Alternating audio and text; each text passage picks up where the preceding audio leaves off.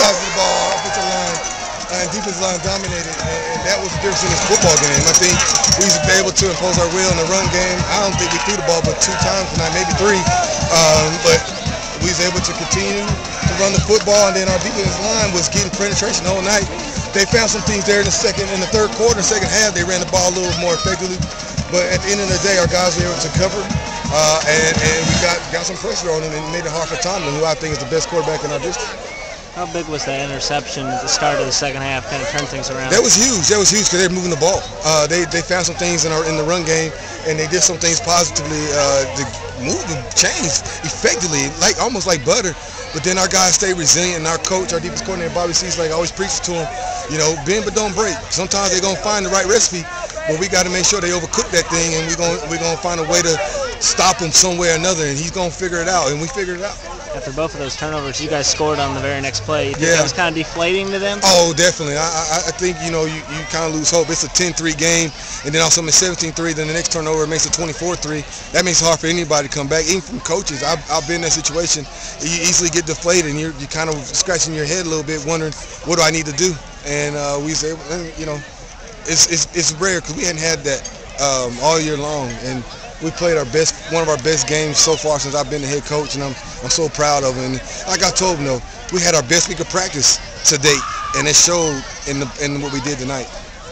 Talk about Jalen Wade and just the running game and getting things going. Not just him, and Zach Steele obviously had a big game too. Yeah, Zach, Vic. I mean, our running backs, they were unselfish. They blocked for one another. They wanted to win this football game. They were going to do whatever it took to win. And like I said, if they weren't getting there, blocking for the guy getting it. And that's what you got to ask. You can't worry about how many touches you get. You can't worry about how many yards you have. You got to be unselfish in this game, and that's what they did tonight, and it showed. Could you ever imagine you only allowed them to score 3 points, especially with that quarterback? Yeah, and they've been putting up 40 points a game, and that's why I told them. I said, this is a potent offense. I think they're good from sideline to sideline, from split end to flanker. They're very good. They got the quarterback, like I said, I think he's the best in our county, and he's very good, and we was able to bottle him up and not give up big plays. They had some opportunities, but they're out of bounds, and they were just short. They just missed it, and we came out on top. You completed 1 pass all night. If you'd have known before the game that you were only going to complete 1 pass all night, did you still think you would have had a chance to win? Well, yeah, because that was the game plan. We knew we had to run the football.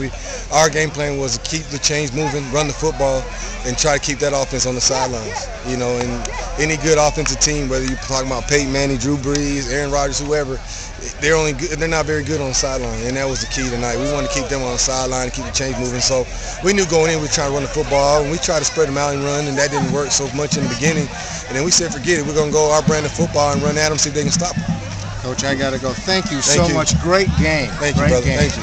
Finally, Coach, how big is this win going forward? I mean, obviously, big implications for the district. Oh, it was a big win for us. I told these kids, man, it's the biggest game of the year. It was our biggest game of the year, and we had to get this victory. We couldn't go down an 0-2 deficit in the district after what Brentwood came in here and did to us. They came in and dominated us, and they're the class of the district right now until somebody knocks them off. And this was huge for us. We had to get this one to stay in pace for that second, third spot, and maybe they get upset. You don't know, and now we're competing, maybe have a chance to win the title. So are you guys in the second spot now? We're tied with second with Centennial, and depending on what happened with the Hillsborough game and things like that, I think Hillsborough is 1-0 in the district as well, and if they won tonight, they're 2-0, and they're tied with Brentwood. Okay, awesome. Thank you.